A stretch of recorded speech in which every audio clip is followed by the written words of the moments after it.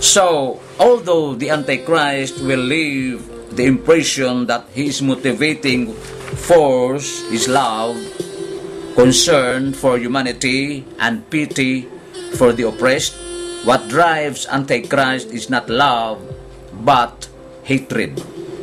The one motivating force in his life is opposition to Jesus Christ, opposition to all that he stands for, and to all that stand for him.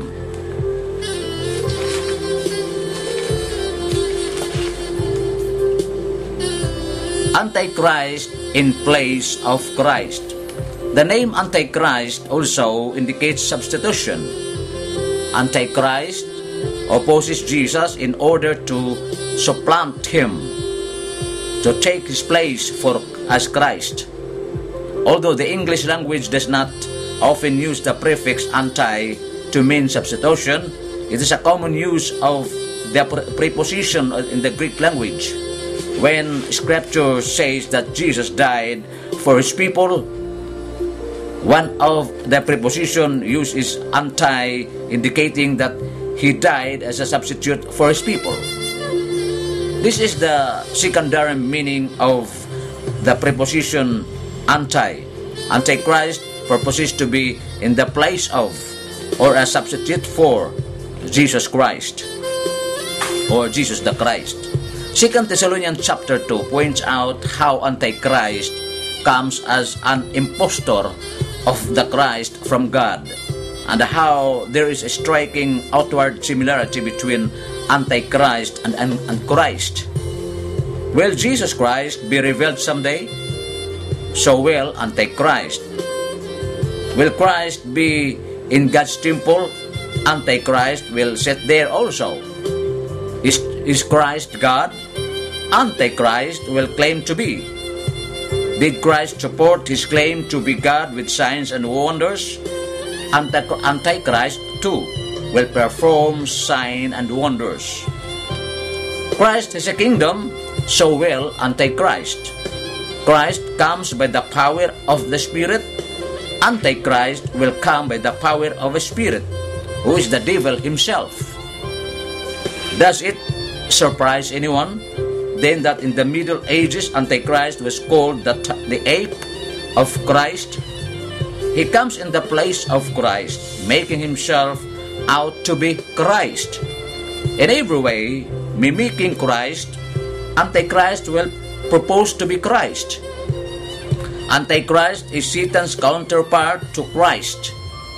Jesus was God's choice to establish his kingdom, redeem his people, renew creation. Antichrist is Satan's choice to establish his kingdom, gather in as many people as he can, and subject all to himself. All of God's plan hinges on the works of Jesus the Christ. All of Satan's plan hinges on the working and success of Antichrist.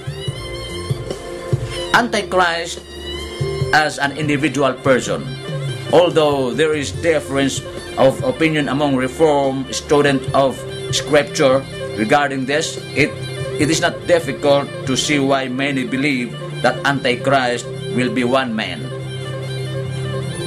A reality that stands opposed to Jesus but also that claims to be the Christ, the anointed of God, must be a man as Christ was a man in whom they put their trust, a man to whom the people can look for deliverance from their miseries.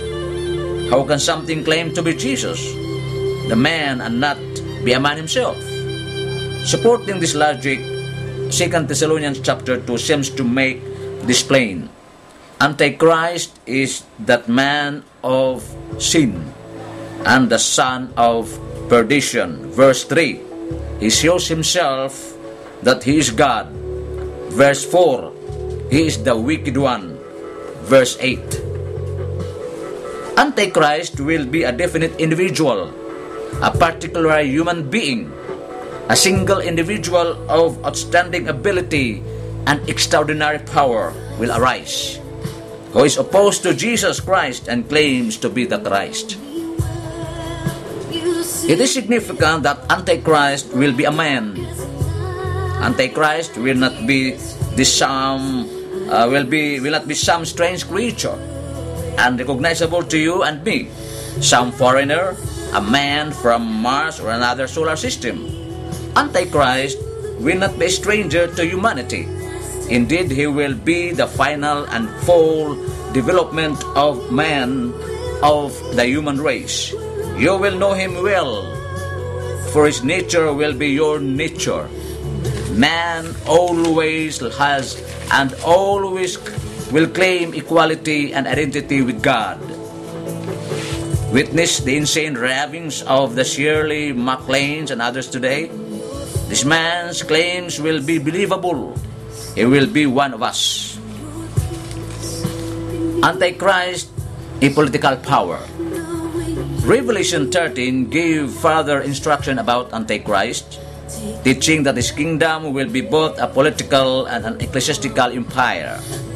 The vision of Revelation 13 must be read in the light of Revelation 12, where the dragon cast out of heaven, identified as the devil and Satan, pursues the woman who represent the Church of Christ in the new dispensation. The dragon is angry because the woman's man-child, Jesus Christ, is caught up into heaven before the dragon can devour him. Now he spits his poisonous black bile on the woman, persecuting her, making war with her seed.